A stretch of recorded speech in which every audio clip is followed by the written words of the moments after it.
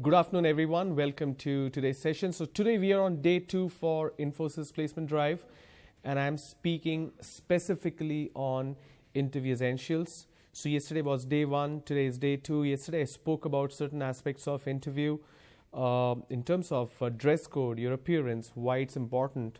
And I spoke about appropriate and inappropriate dressing, the dress code. I also spoke about accessories, and we looked at how an interview questioning happens, on what flow. We looked at D1, D2, D3, and D4. D stands for domain, what kind of questions they ask. And we spoke specifically on top 10 questions. So yesterday we looked at 6 questions as such. So we're going to talk about the remaining 4. And then I will move on to a bit of communication and other aspect. There is also a written assessment that we need to speak about. So let's look at the entire pattern of Infosys Drive. So you will have 2 specific rounds. Now these are progressive rounds, which means you finish the first one, which is written test. Once you clear, you move to the next one, which is interview. The point to be noted here is you need to clear a written test in order to qualify for interview round. And interview, you need to clear both technical as well as HR round. Once you are successful in all this, then you get that prize and aspired offer letter from Infosys. So I don't need to speak more about Infosys. You know how big a company Infosys is, one of the top most organization, not only in India but also the world, and they have presence over 80 countries in the world right now. So let's look at the pattern in specific. There will be 2 subsets for written test, 2 categories I would say, analytical reasoning and verbal ability. Analytical reasoning, you will have a total of 30 questions and that needs to be answered in 40 minutes. These questions will be from quantitative aptitude and reasoning. As far as verbal ability is concerned, you will have 40 questions that needs to be answered in 30 minutes. I will tell you the topics that will be covered in analytical reasoning as well as verbal ability.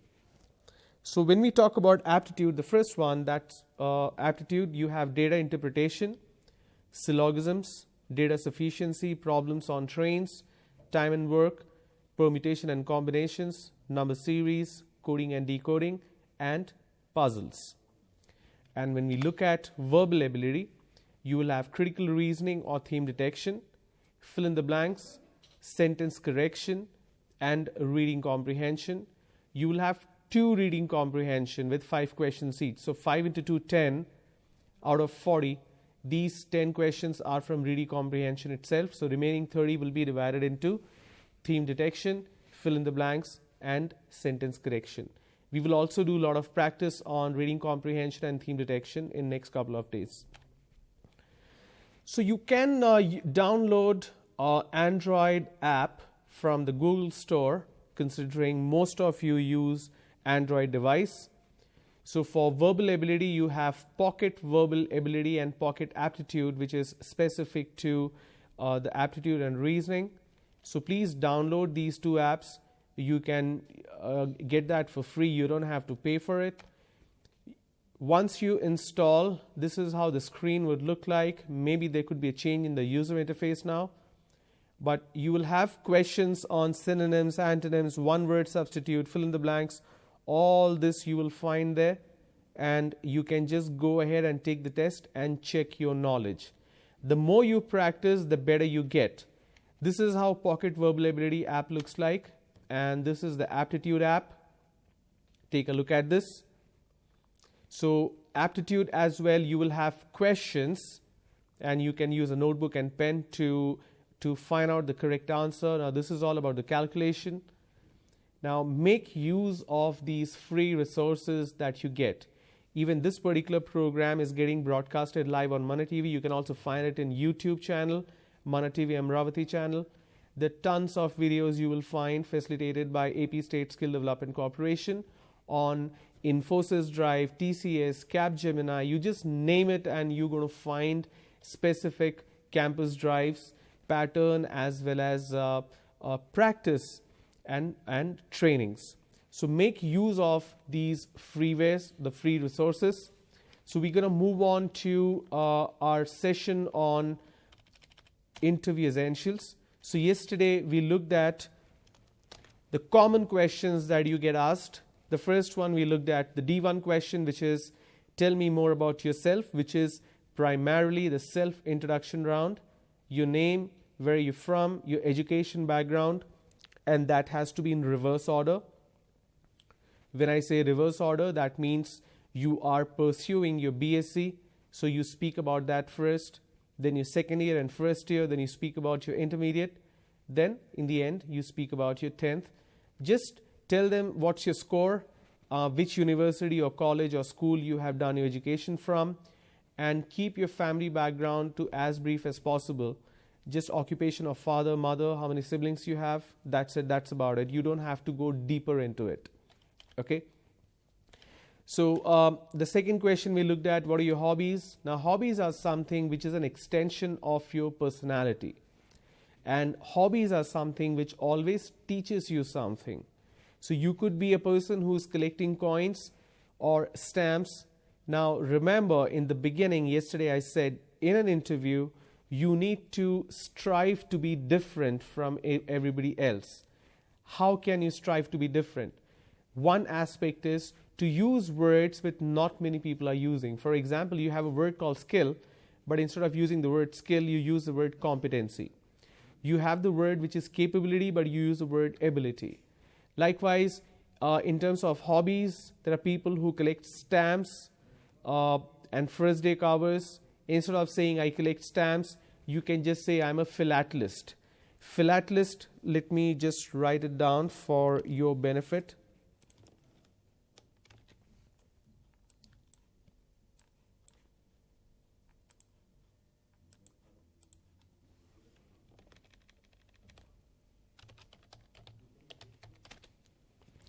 Now, philately is a term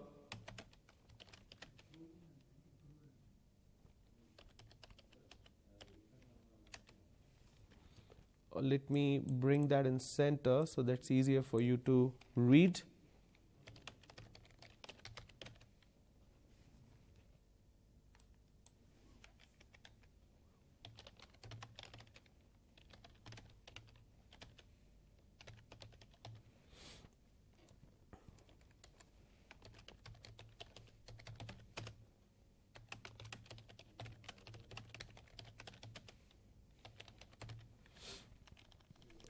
So the first one, philately, that's the hobby of collecting stamps and first day covers. Philatelist is the person who collects stamps. All right. Now there are people who also collect coins and currencies. All right. Numismatics, that's a term.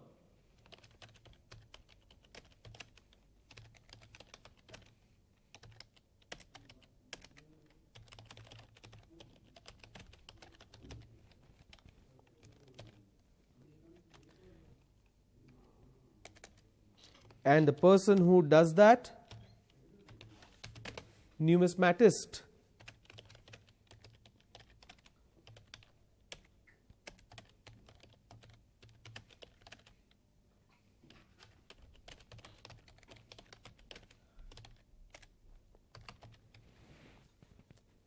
Okay.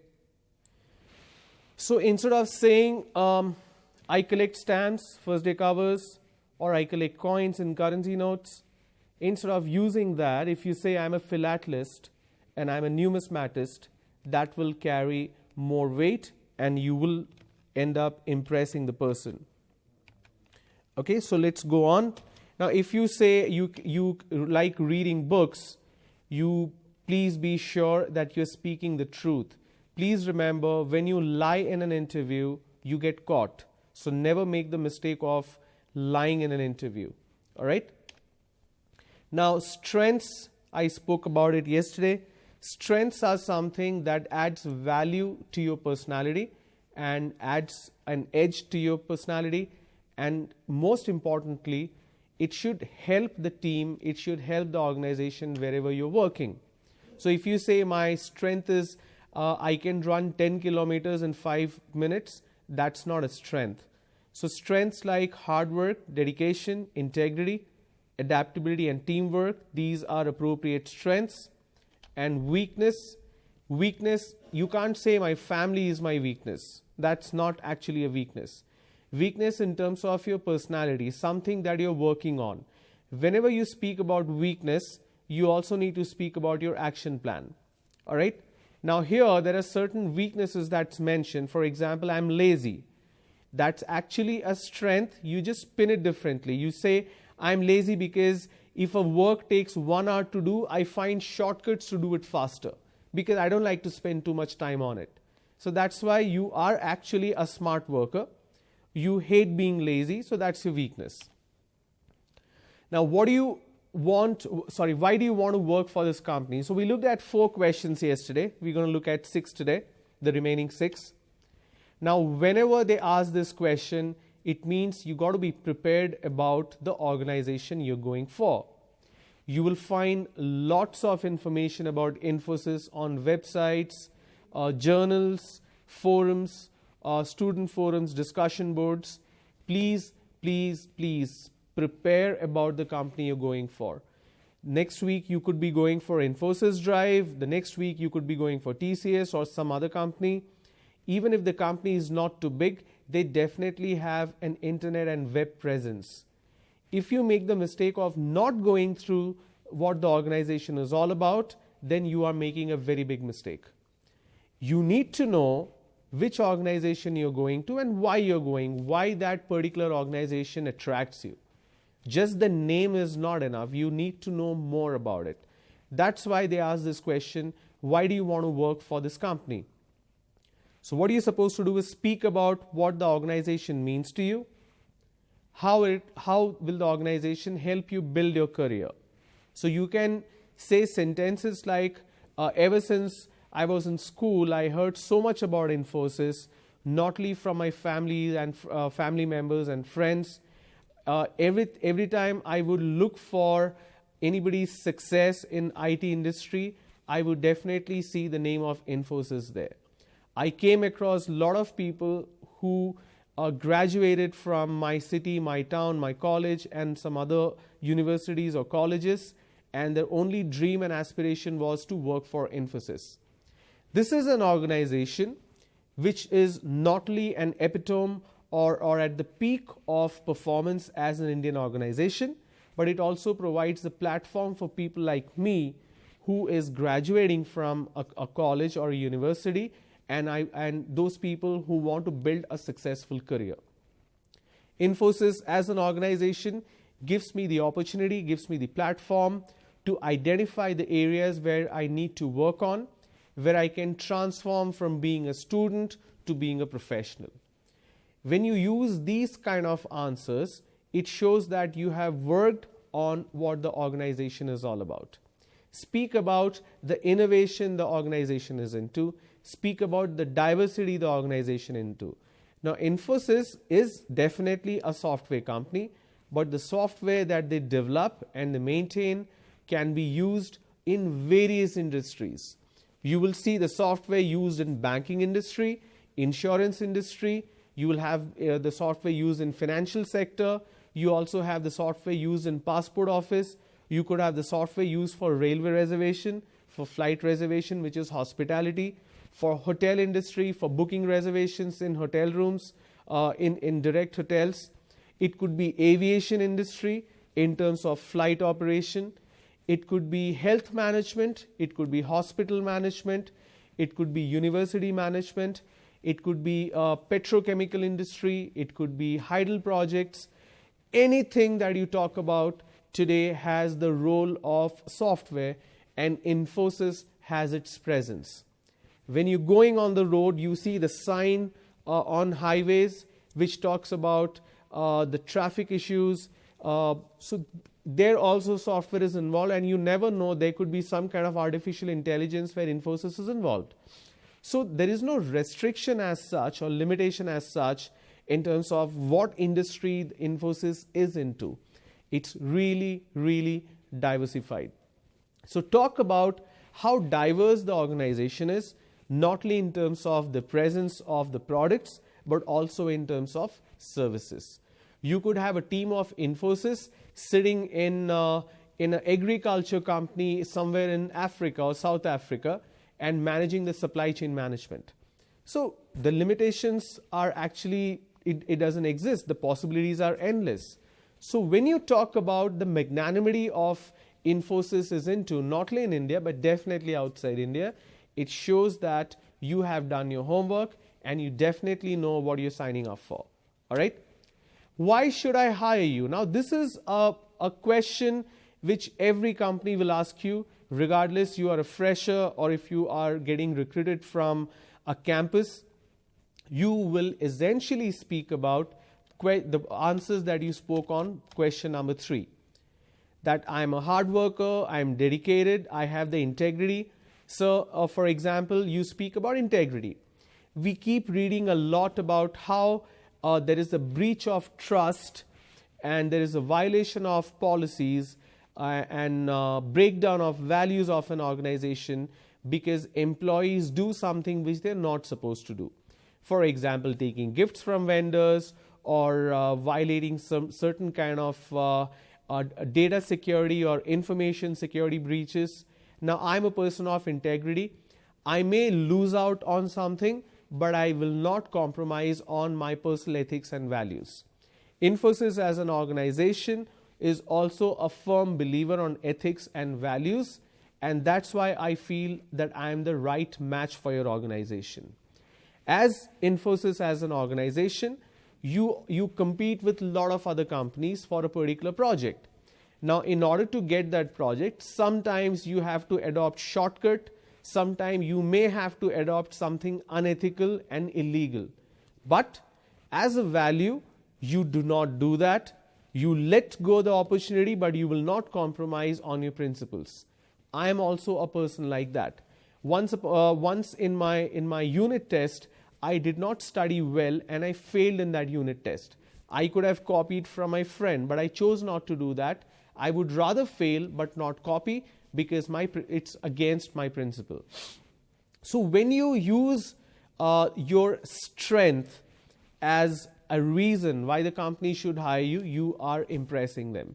For example, I'm adaptable. Today, Infosys is spread across 90 to 100 countries around the world. Now, within India itself, you have offices in pretty much all the big cities. But the culture differs from how people are in Chennai to how people are in Bangalore, even though the distance is not more than 600 kilometers.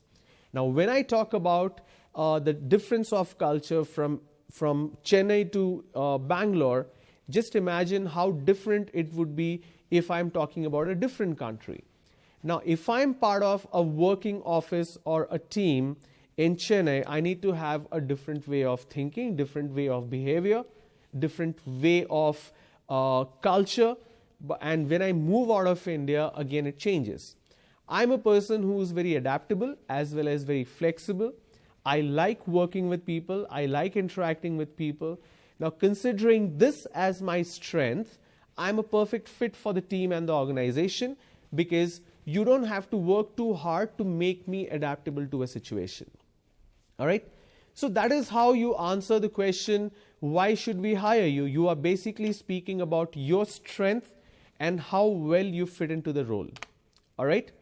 Tell me more about this company. So like I said, go through the website of the organization, speak about the values the company stands for, their products and innovations, how they have helped people build a career, the CSR contribution. Now, this is very important.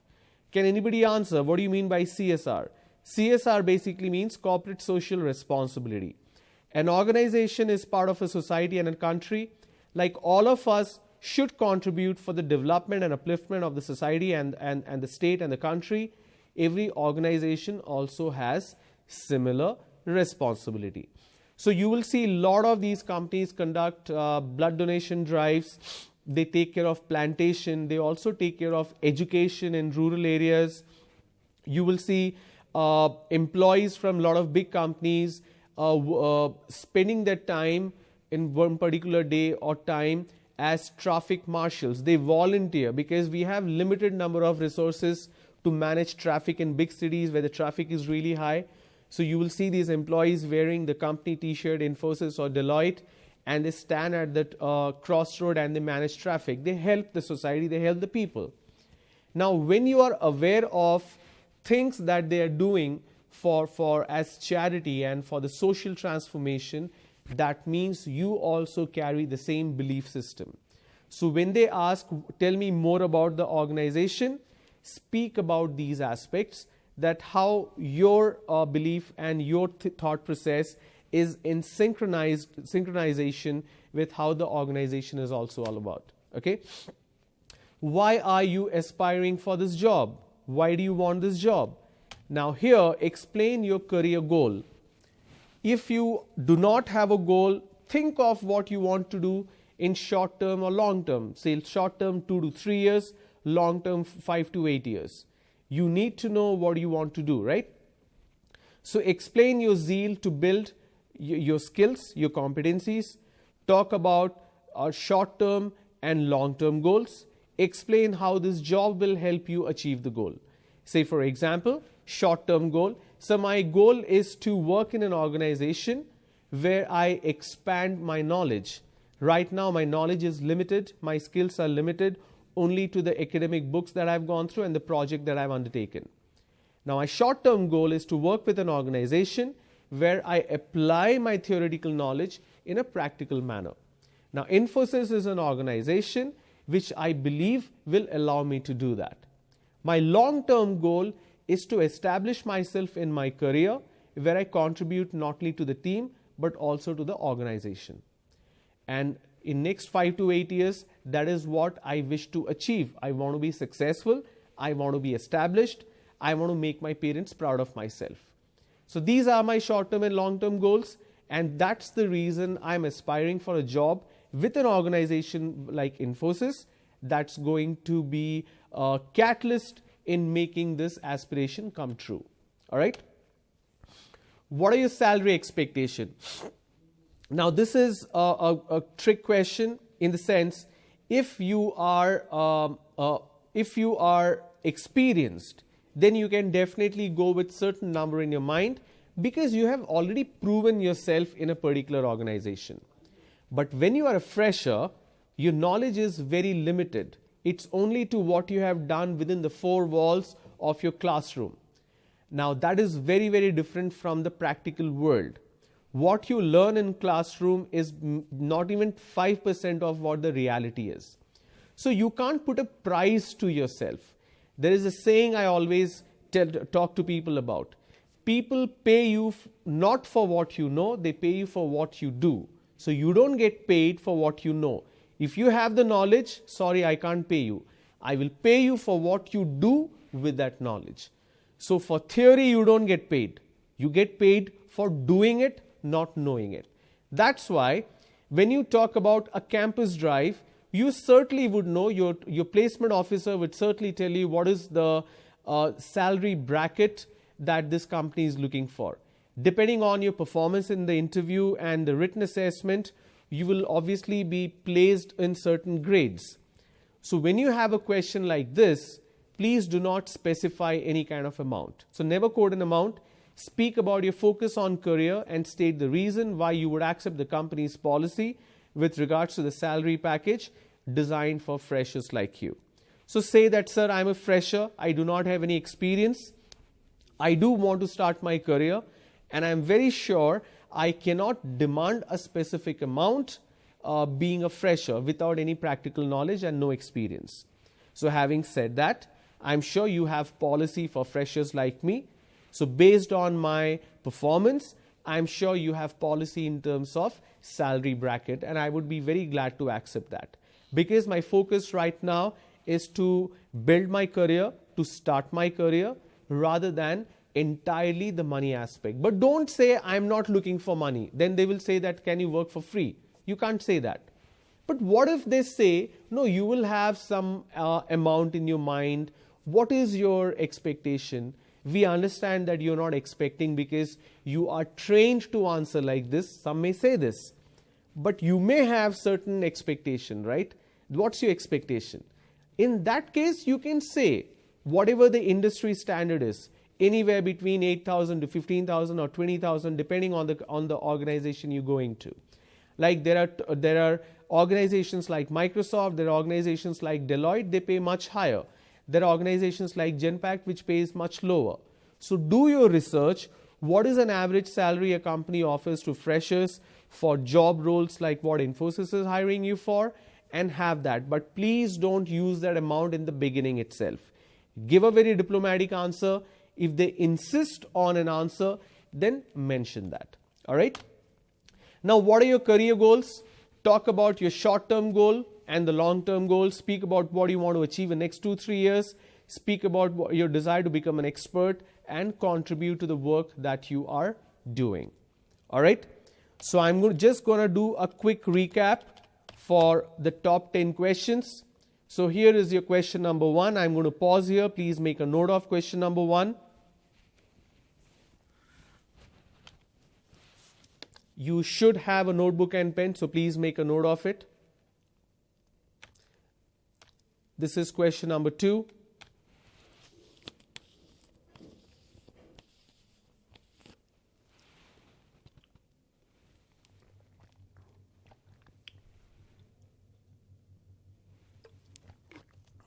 What are your strengths? Question number 3.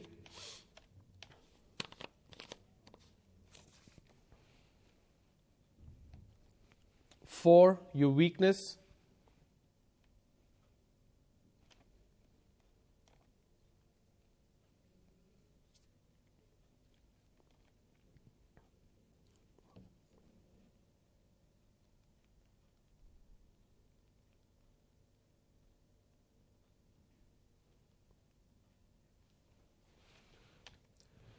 Six, why should we hire you?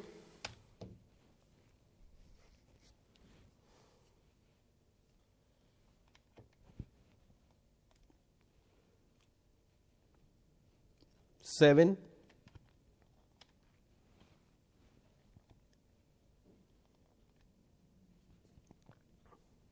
eight,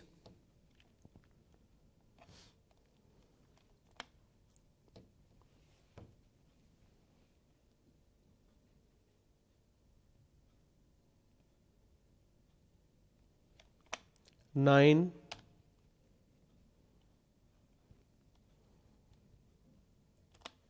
and here is the last one.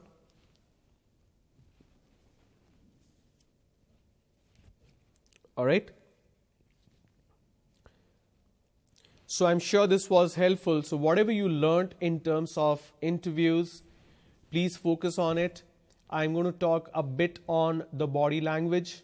I already told you about the appearance. As far as the body language is concerned, please maintain an eye contact with the interviewer. If you have more than one person, please maintain an eye contact with all the people. You could have 3, you could have 2. And when you're sitting, so use your hand as active speech reduction. Don't keep your hand clasped like this, crossed like this. Neither keep the hand on table and not move at all. And when you're talking, look straight into the eye, greet, smile, and please be confident. All right. And everything that I spoke about yesterday in terms of dress code, please do not go wrong there. Do not make any violations in terms of wearing slippers or sandals or checkered shirt or casual clothing. And please, please, please carry the documents that your placement officer has said mandatory. Very, very important. And please do not carry your cell phone inside. Even if it's on a silent mode, if it vibrates, it still makes a noise. Leave the phone and your bag outside the room and then go inside. Okay. Now, one aspect of a written assessment that's going to be challenging is theme detection. So I'm going to quickly check if I have something that's going to help you with theme detection.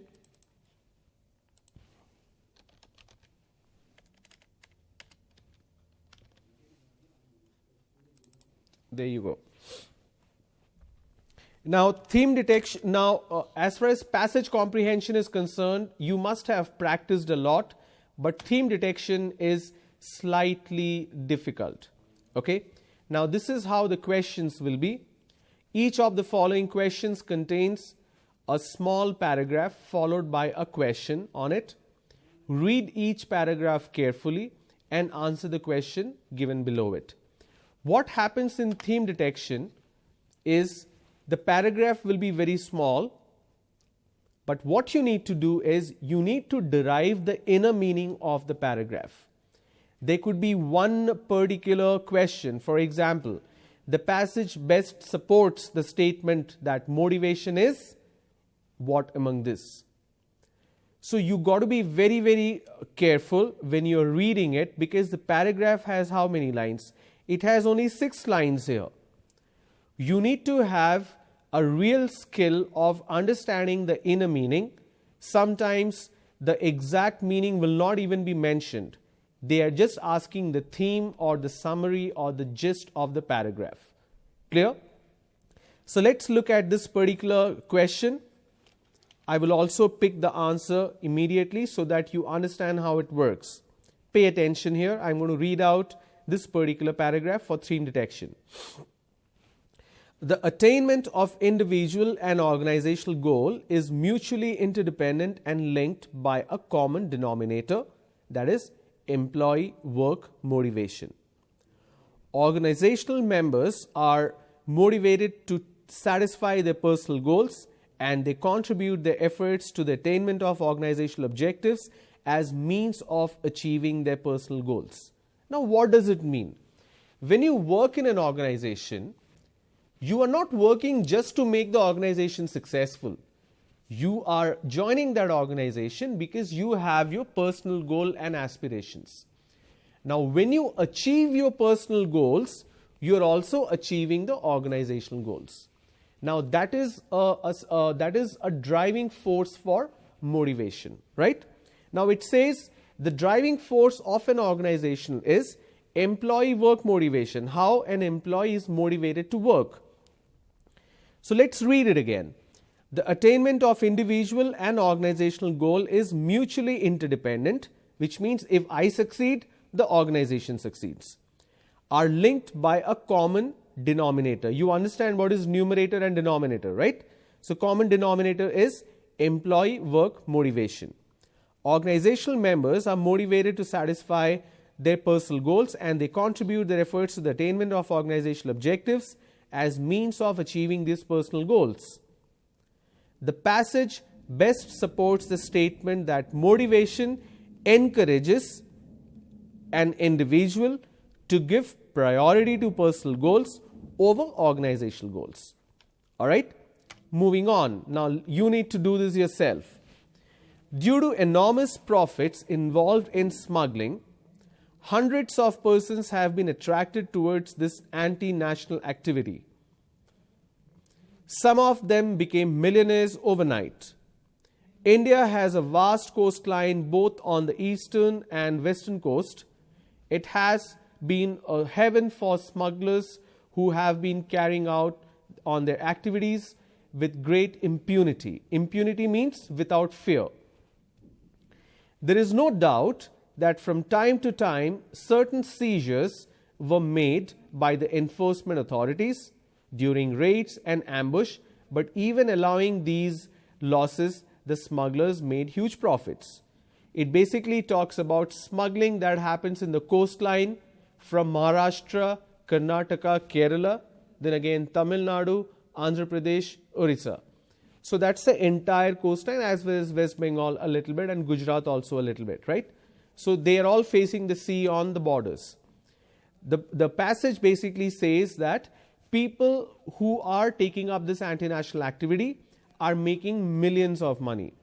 Sometimes they do get caught, but even after they getting caught, they're still making money despite small losses.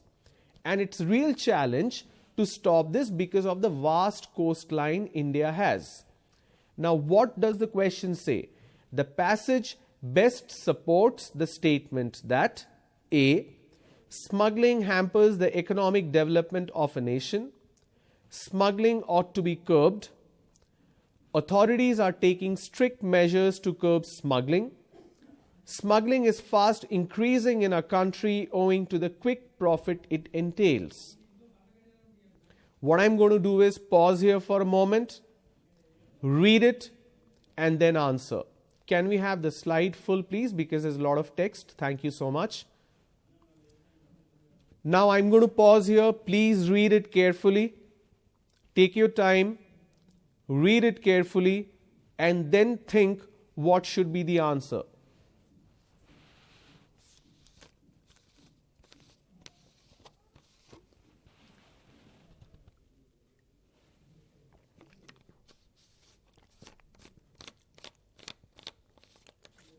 Read the options as well.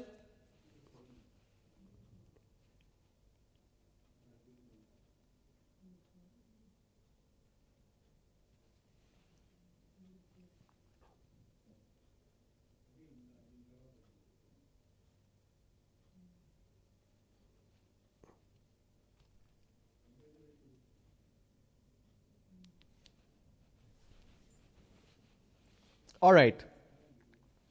Now let's read the paragraph. Due to enormous profits involved in smuggling, hundreds of persons have been attracted towards this anti-national activity. Some of them became millionaire overnight. India has a vast coastline both on the eastern and western coast. It has been a heaven for smugglers who have been carrying on their activities with great impunity. There is no doubt that from time to time certain seizures were made by the enforcement authorities during raids and ambush, but even after allowing these losses, the smugglers have made huge profits. The passage best supports the statement that smuggling is fast increasing in our country owing to the quick profit it entails. All right, I hope this is clear. Let's go to the next one. Though the waste of time or the expenditure on fashion is very large, yet fashions have come to stay. They will not go, come what may.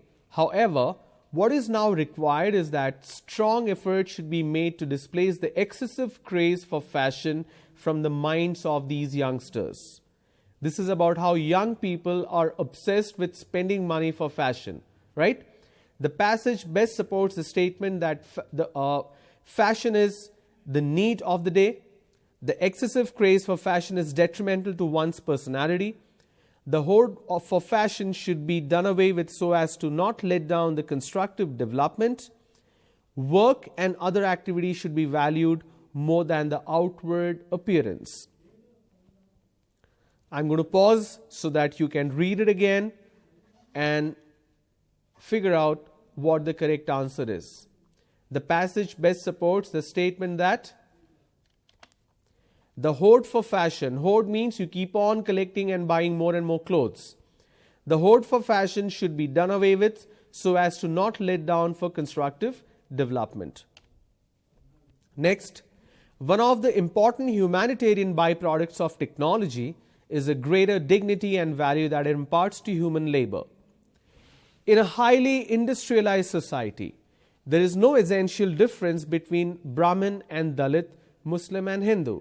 They are equally useful and hence equally valuable for in the industrial society. Industrial society, individual productivity fixes the size of the paycheck and this fixes social status. What does it mean? We all break our head about caste and religion in our country, right? I've come across a lot of people who are very interested in other people's caste. I don't know what they achieve out of it. What it means to say is, when you put technology in right use, you are looking at an overall development. Now, regardless which caste or which religion you belong to, what you earn in terms of money is dependent on what you perform or what you deliver. Now, when we look at a highly industrialized society or industrialized country, this caste and religion doesn't make a difference. Your status in this society depends on how successful you are, and that success depends on how productive you are. And of course, that has got nothing to do with any other aspect or factor. Okay, let's look at the question. The passage best supports the statement that technology decides individuals' social status, caste and religions are man-made, human labor has dignity and value, All individuals, irrespective of caste and creed, are born equal. Industrial society is a great leveler of men. Leveler means it brings everyone to the same level. Now read the passage, think and answer.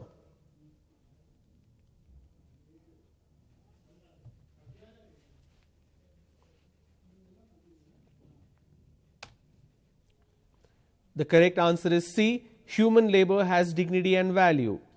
It's all about human labor, not the religion or caste. Okay?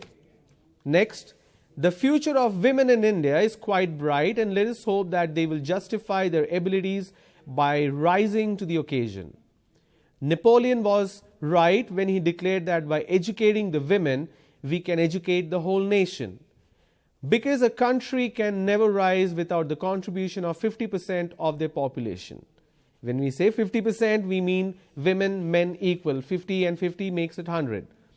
The passage best supports the statement that India is striving hard for emancipation of women.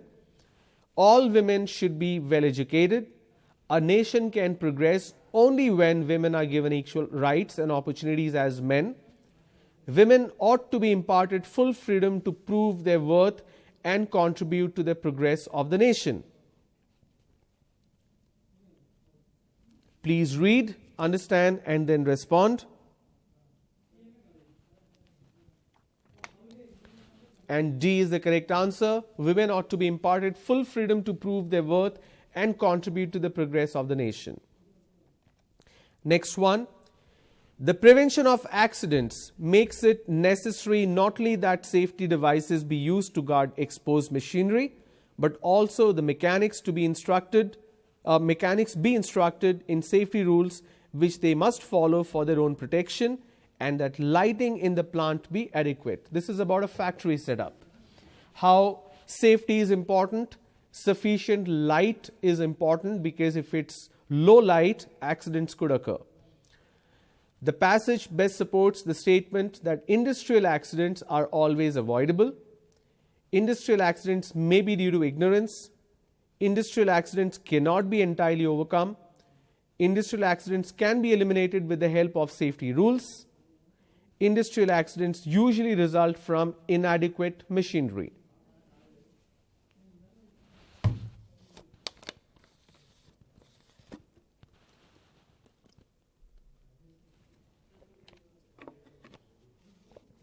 And the correct answer is D. Industrial accidents can be eliminated with the help of safety measures. All right, moving on. To forgive an injury is often considered to be a sign of weakness. It is really a sign of strength. It is easy to allow oneself to be carried away by the resentment and hate into an act of vengeance. Vengeance means revenge. But it takes a strong character to restrain those natural passions. The man who forgives an injury proves himself to be superior of the man who wronged himself and puts the wrongdoer to shame. We always say, right, to forgive is what? So anybody has anybody heard that saying? To forgive is divine? Yeah? So the person who does wrong and the person who forgives, who is bigger? Obviously the person who forgives. So the passage, let's read it. The passage best supports the statement that the sufferer alone knows the intensity of the sufferings. People tend to forgive the things happened in the past. Natural passions are difficult to suppress. Mercy is the noblest form of revenge. A person with calm and composed nature has depth of thought and vision. Read the entire paragraph again. Think, absorb, understand, and then respond.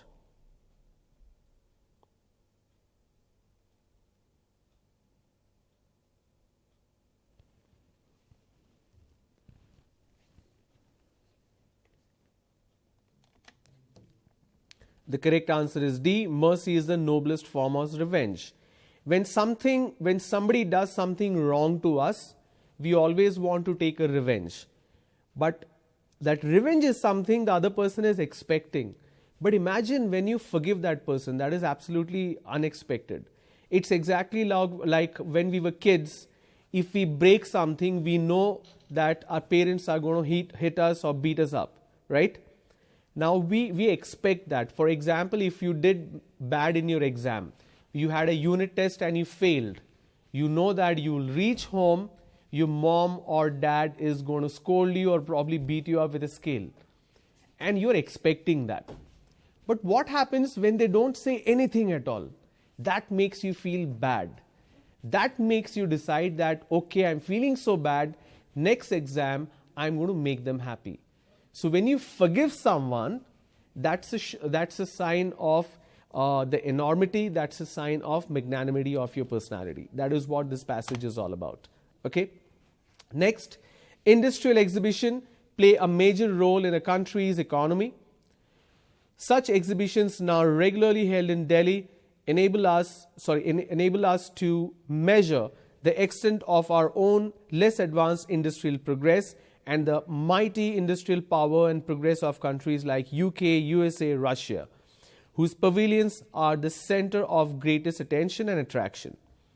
The passage best supports the statement that industrial exhibitions greatly tax the poor economies, are most useful for the developed countries like USA, whose products stand out superior to those of the developing countries, are not of much use to the countries who are industrially backward, boost our production qualitatively and quantitatively by analytical comparison of countries' products with those of the developed countries. Engineers, science graduates, please read it carefully and pick the correct answer. You cannot go wrong with this one.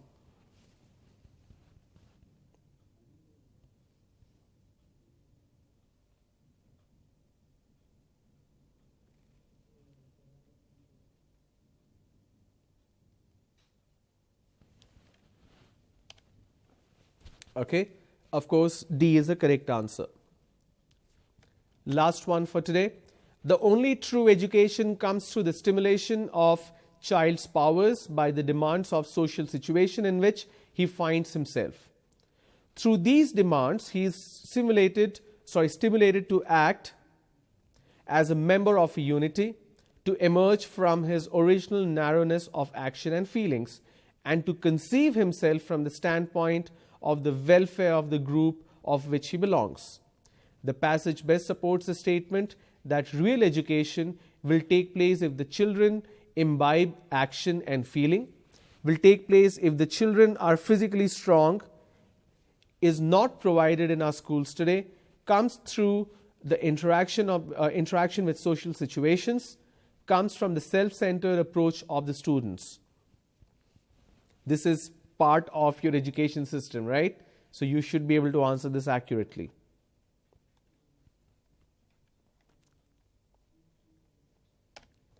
So D is the correct answer, comes through the interaction with social situations. Okay, so that was theme detection. In tomorrow's session, I will try to cover passage comprehension, and tomorrow is the second last session, so we'll have the last session on Monday 2 to 3. So Monday I will cover sentence correction and sentence improvement. So like I said, we will have 4 segments. So let me quickly show that to you.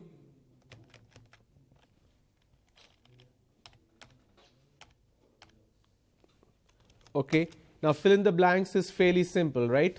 So we did theme detection practice. So fill in the blanks. Sentence correction, we will do it on Monday. Tomorrow we'll do more of reading comprehension.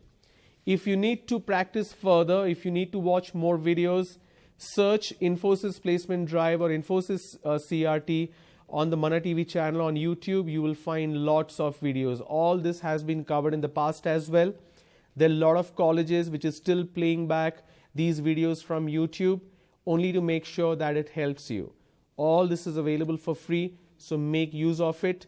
If you have any questions, you can post your question on the YouTube video of today that will get uploaded. I will take a look at the questions if anybody has posted on yesterday's video, and I promise I will provide you with the answer. Okay? Thanks for tuning in today. You have a good day. I'll see you tomorrow. Bye-bye.